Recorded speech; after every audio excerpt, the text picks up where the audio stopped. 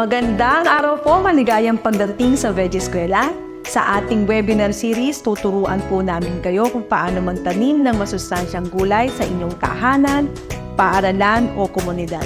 Ako po si Joyce Gaviola at kami ng aking kasama na si Kat ay magbabahagi ng mga benepisyong makukuha ng ating katawan sa pagkain ng gulay.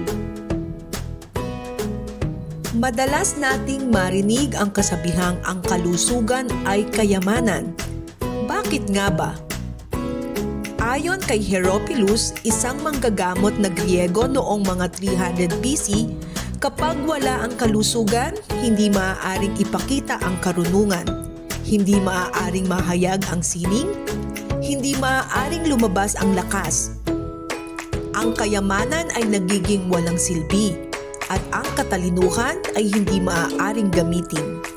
Kung wala ang kalusugan, hindi natin magagawa ang mga bagay na gusto o kailangan nating gawin para sa isang masaya at produktibong buhay. Ang focus ng mga nakaraang webinar natin ay kung paano magtanim ng mga gulay sa bahay. Ang susunod na hakbang ay ang pagkain ng mga gulay na ito upang mapaganda ang ating kalusugan. Kinakain natin ay ang ating kalagayan, sabi nga nila. Tatalakayin natin ang mga pangunahing kaalaman tungkol sa pagkain at nutrisyon.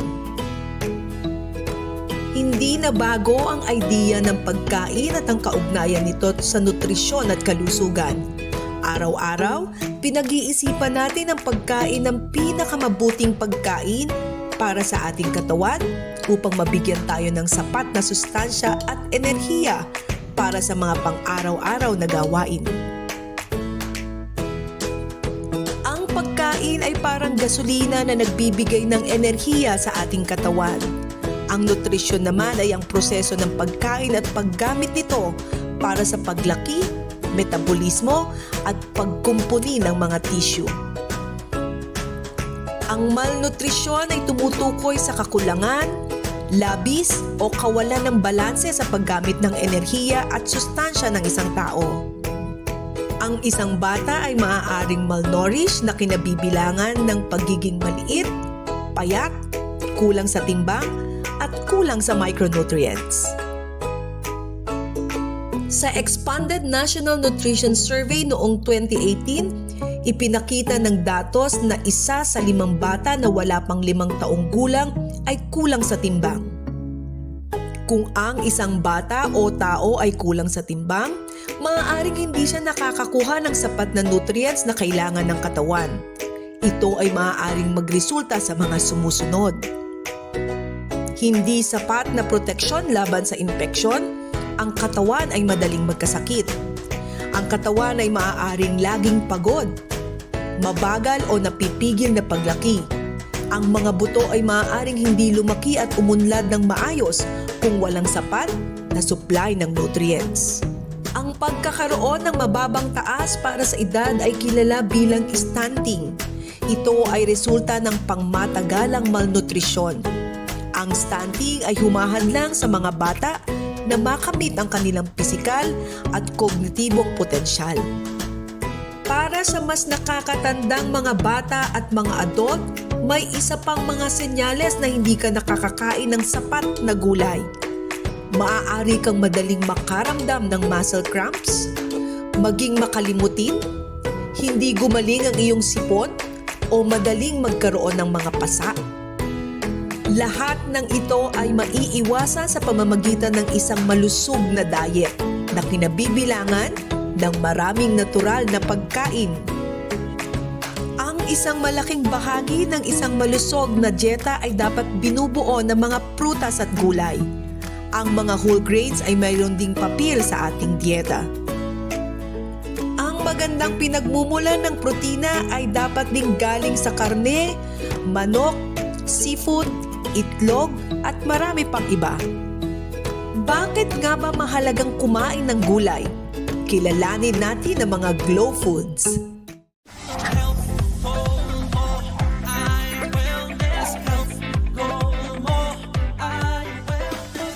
Hey kids! Ako si Makoy at ito naman si Belle, ang ating nutrition expert. Nandito kami para turuan kayo kung paano maging healthy.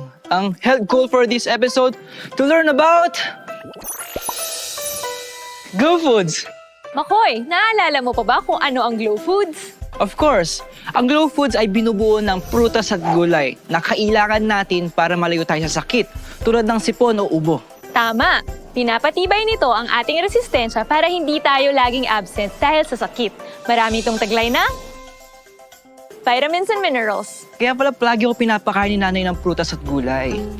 Ang Food and Nutrition Research Institute ng Department of Science and Technology o FNRI-DOST ay bumuo ng isang visual tool na inirerekomendang pagkonsumo ng pagkain na may tamang dami at iba't ibang uri ng pagkain sa bawat kain natin.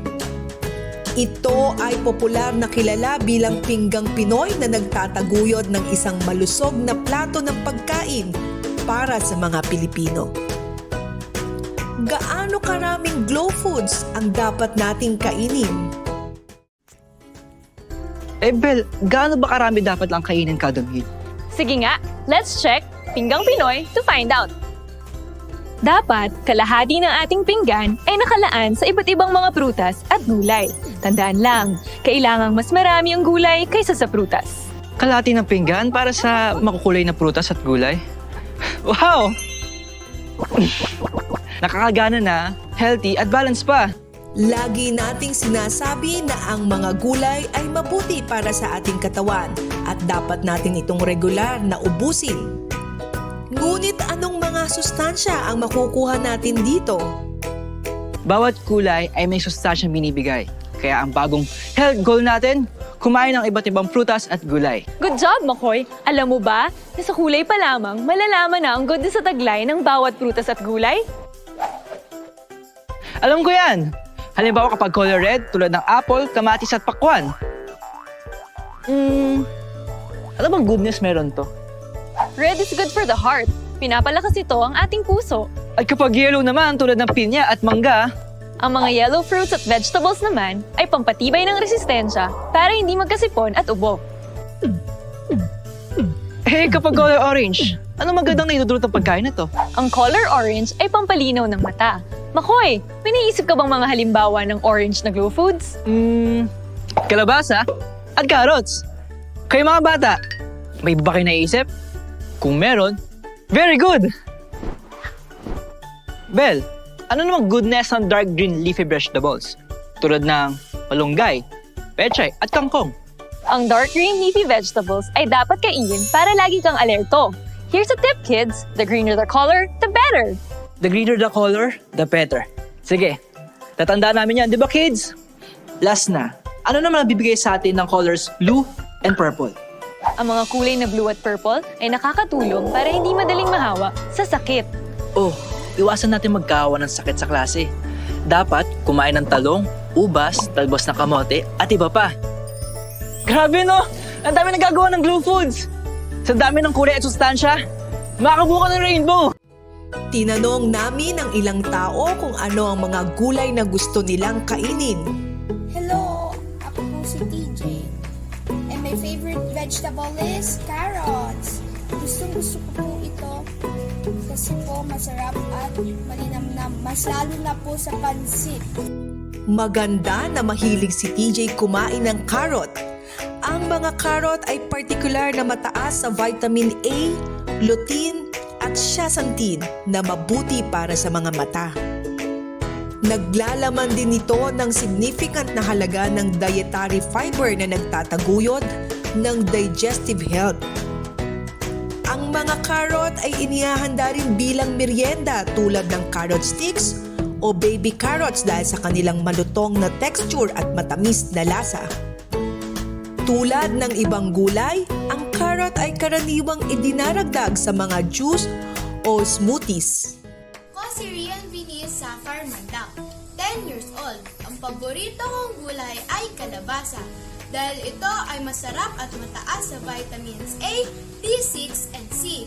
Ito rin ay nagbibigay ng phosphorus at potassium.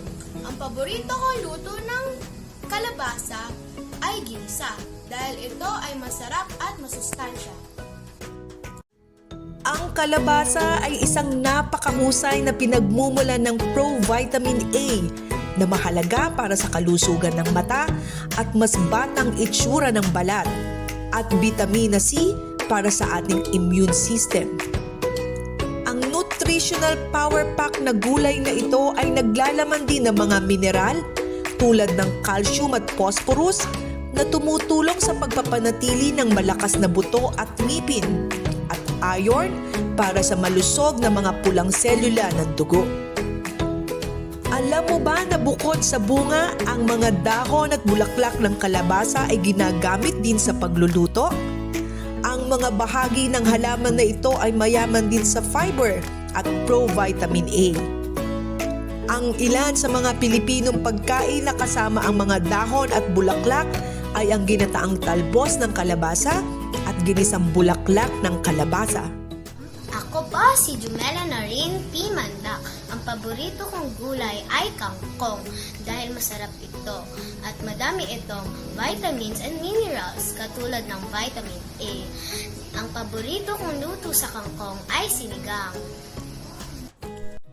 Ang kangkong ay puno ng iron, sodium, potassium, calcium, magnesium at iba pa. Ang mga nutrient na ito ay mahalaga para sa malusog na mga pulang selula ng dugo, balanseng electrolyte, malusog na balat, malakas na buto, at marami pang iba.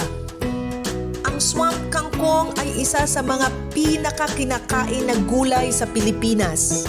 Gayunpaman, kung lumaki sa tubig, maaaring maglaman ito ng mga mabibigat na metal at bakterya kung hindi nahugasan ng maayos. Ipinakikita ng mga pag-aaral na ang paghuhugas ng mga gulay sa loob ng 5 minuto ay nakababawas ng bakterya. Hello, I am Denise. My favorite vegetable is patola. Gustong-gusto ko ito, lalo na pag nilalagay ni Mommy sa miswa. Ang patola ay mataas sa tubig. Naglalaman ito ng vitamina B6, manganese, vitamina C, potassium, phosphorus, at fiber. Ibinababa nito ang masamang kolesterol upang maiwasan ang sakit sa puso. Nagpapahinga sa mga kalamnan, kinokontrol ang asukal sa dugo, inaalis ang constipation at nagpapalakas ng immune system. Ang patola ay tinatawag ding lufa. Sa Pilipinas, ang mga batang bunga ng lufa ay kinakain bilang gulay. Kadalasang niluluto ito kasama ng sotanghon o miswa. Sa kabilang banda, ang hinog na bunga ay pinatuyo at ginagamit bilang espongha para sa exfoliating ng balat kapag naliligo. Hello po, magandang hapon. Nandito po ako ngayon sa Primavera Homes, Baliwag, at kasama po natin si Sir Manny. Tatanungin po natin siya tungkol sa mga gulay. Hello sir, kumakain po ba kayo ng gulay? Yes, ma'am. Ano-ano pong gulay ang gusto niyo kainin? Talong po, sitaw na ang tulaya. Wow, kumakain sir ng iba't ibang klase ng gulay. Ano-ano naman pong ulam na may gulay ang gusto niyo kainin? Pag-ibig po. Bakbet. Bukod po ba sa bakbet, meron po bang iba? Ginisang ampalaya po. Ayan, nakita natin na mahilig si sir sa bakbet at ginisang ampalaya. Maraming salamat Sir Manny.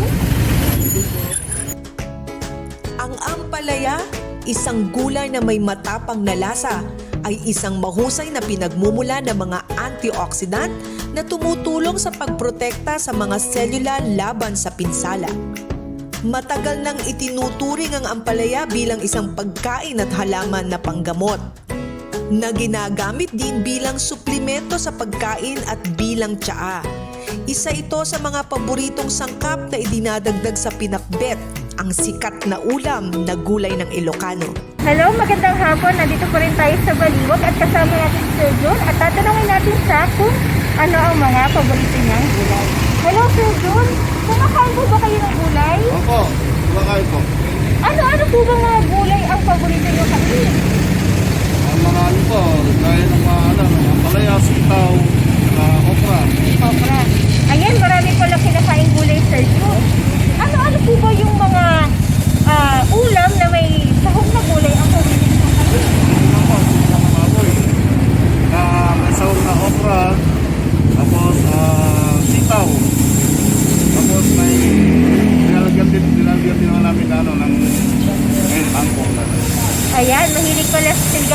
June at nalaman natin na mahilig din siya sa gulay. Maraming salamat Sir June. Thank you po. Ang sitaw ay isang mahusay na pinagmumulan ng mga bitamina A, C at K, folic acid, protina at fiber. Ang mga nutrients na ito ay matatagpuan din sa ibang mga gulay na mabuti para sa mga mata, nagpapalakas sa immune system, nagpapanatili ng bone density at nagno-normalize ng bowel movement. Upang mapanatili ang karamihan sa mga nutrients sa mga gulay, ang isa sa pinakamahusay na paraan ng pagluluto ay sa pamamagitan ng pasingaw. Mas mainam na panatilihin ng isang maliit na halaga ng tubig sa pinakamaikling panahon na kinakailangan upang mapanatili ang nilalaman na nutrients. Ang okra ay mababa sa calorie ngunit puno ng iba't ibang nutrients. Ang gulay na ito ay mayaman sa phosphorus, potassium, calcium, B vitamins at vitamin C. Mataas din ito sa dietary fiber na nagtataguyod ng mas malusog na intestinal tract at kapaki-pakinabang sa pag-stabilize ng mga antas ng asukal sa dugo. Ang paborito kong gulay ay munggo. Hindi lang ito nagpapaalala sa akin ng Semana Santa, kung hindi ito ay punong-puno ng protina at vitamina. Ang munggo o mung bean ay kilala bilang isang mahusay na pinagmumula ng protina, dietary fiber, mineral, bitamina, at significant na halaga ng bioactive compounds na nagiging isang popular na functional food sa pagtataguyod ng mabuting kalusugan. Ang calcium at phosphorus para sa mas malakas na buto ay matatagpuan din sa pagkain ito. I'm Kat Ranzo, a registered nutritionist dietitian, and my favorite vegetable is pechay.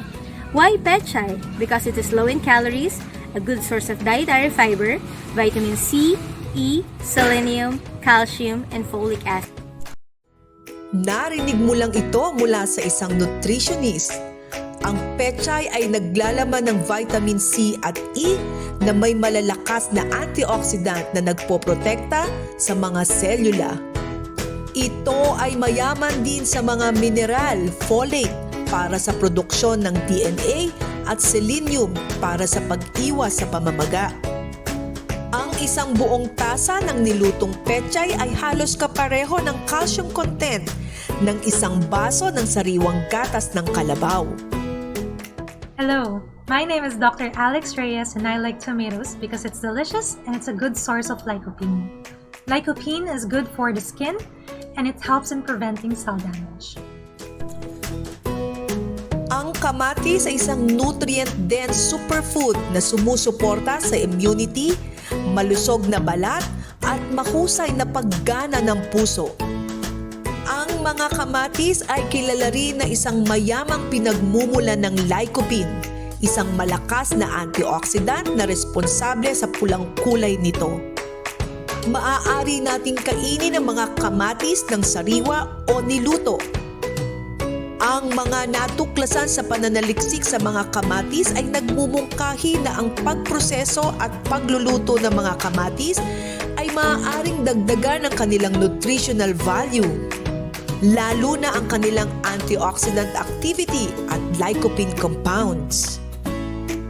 Alam mo ba, ang top 3 na gulay na kinukonsumo sa Pilipinas ay ang talong, sitaw, at kalabasa.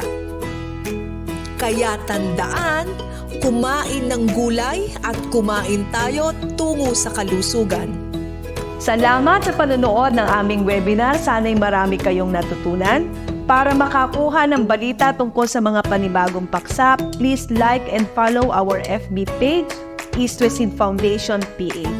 Para makilala ang iba't ibang binhi gawa ng East West Seed, pa-download ang Crop Wiki, EWS app sa Google Play or Apple App Store.